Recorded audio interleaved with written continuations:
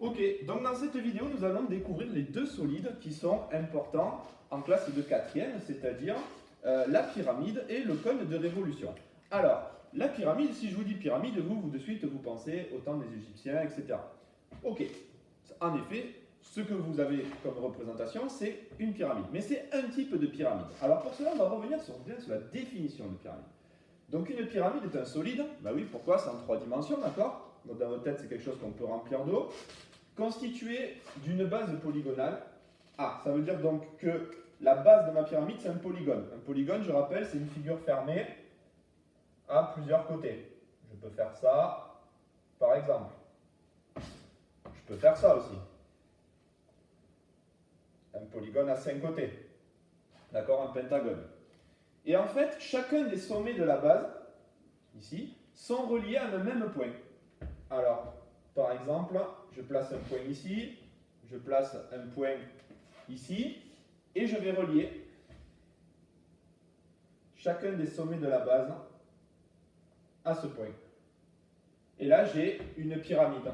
Alors certes, il y a des côtés qui ne vont pas se voir, donc je vais les mettre en pointillés.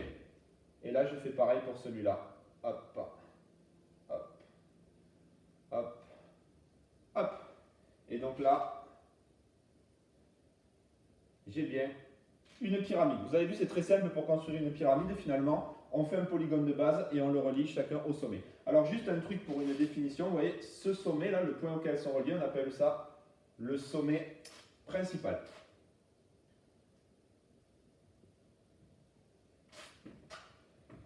Voilà, donc maintenant je vais vous montrer avec GeoGebra ce qui se passe.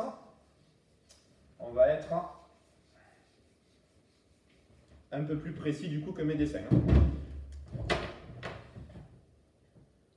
C'est dur d'atteindre le sommet des fois. Alors, hop, affichage. Donc vous pouvez le faire avec GeoGebra si vous voulez. Vous allez dans affichage, graphique 3D. Donc il va apparaître à droite. Voilà. Et en fait, je vais tracer tout simplement, du coup, un polygone.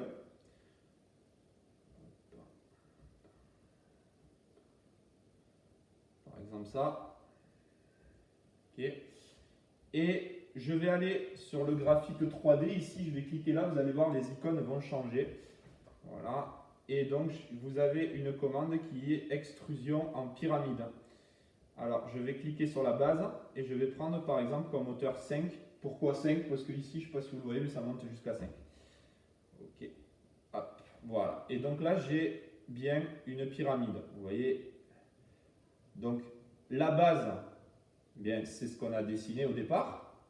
Et toutes les faces latérales de cette pyramide, les faces du côté, sont des triangles. Alors, vous, ce n'est pas cette pyramide-là que vous avez l'habitude de voir. Vous avez l'habitude de voir des pyramides à base carrée.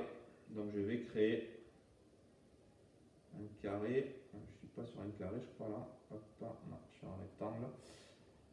Ok, alors.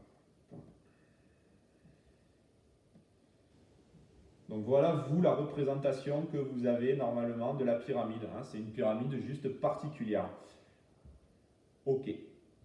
Bon, alors cette pyramide, bien sûr, je peux, si vous avez remarqué, elle a autant de faces latérales, c'est-à-dire de faces autour, que de côtés du polygone de base. C'est-à-dire que là, j'ai 4 faces latérales, plus la face du bas. Ça fait 5 faces. Ok, alors maintenant, je vais créer... Alors, je vais revenir en arrière. Hop. Donc, au lieu du polygone de faire n'importe quoi, je vais créer un polygone régulier. Alors, par exemple, le carré, c'était un polygone régulier à 4 côtés, puisque ces 4 côtés sont égaux. Je vais créer un polygone régulier, cette fois à 10 côtés. Ok, donc voilà, il apparaît ici. Et je vais faire pareil que ce que j'ai fait tout à l'heure, je vais faire une extrusion en pyramide. Donc hauteur 6, puisque ça va jusqu'à 6. Voilà. Donc vous voyez, regardez ce qui se passe. Ok, donc on est toujours bien sur une pyramide. Ok. Alors, je vais refaire avec cette fois un polygone avec 20 côtés. Alors, polygone régulier. 20 points. Ok. Bon, déjà il est un peu grand. Ok. Et je vais du coup tracer une extrusion en pyramide. Hop, 14. Ok. Alors regardez ce qui se passe. Bon, c'est toujours une pyramide, beaucoup de côtés, mais là ça commence à ressembler en fait à un cône de révolution. Donc on verra qu'en fait un cône, c'est à peu près comme une pyramide, sauf que ici, il y a une infinité de points sur un cône, alors que sur une pyramide, c'est déterminé. Ça peut être 20 points, 100 points. Mais un cône, en fait, il faudra comprendre que c'est une infinité de points. Alors, un cône, tout simplement, pour le construire, mais qu'est-ce que je fais? Au lieu de faire un polygone, ben, je fais un cercle. Centre point, hop. Tiens, par exemple, ce cercle qui passe par ces deux points. Et je vais pareil sur extrusion en pyramide. Hop. Alors, si tu veux le prendre, oui. Voilà. Donc en fait, un cône, dans sa conception, on va voir qu'il y a des similitudes avec la pyramide. C'est pour ça qu'on le fait en même temps en quatrième. Vous regardez, en fait, j'ai fait les mêmes démarches, sauf qu'au lieu de tracer un polygone, j'ai tracé un cercle, et en fait, qui est relié par une infinité de segments, d'accord, au point du haut.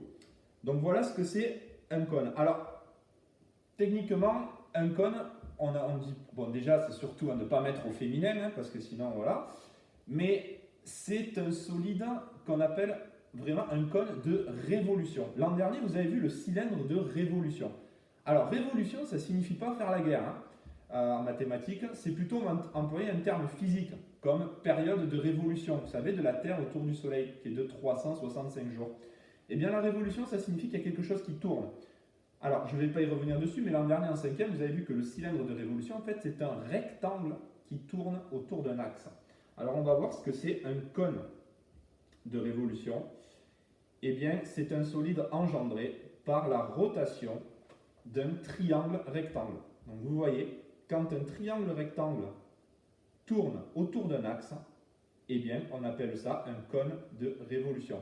Et vous comprenez aussi maintenant pourquoi on le fait en quatrième. Parce que comme il y a un triangle rectangle dedans, eh bien, il y a du théorème de Pythagore qui peut intervenir. Alors, les segments qui sont ici, qui correspondent en fait à l'hypoténuse, d'accord, il y en a une infinité. Ça correspond à l'hypoténuse du triangle rectangle. On appelle ça des génératrices. Pourquoi? Parce que tout simplement, elles génèrent, elles engendrent, d'accord, le cône de révolution. Donc voilà pour cette vidéo.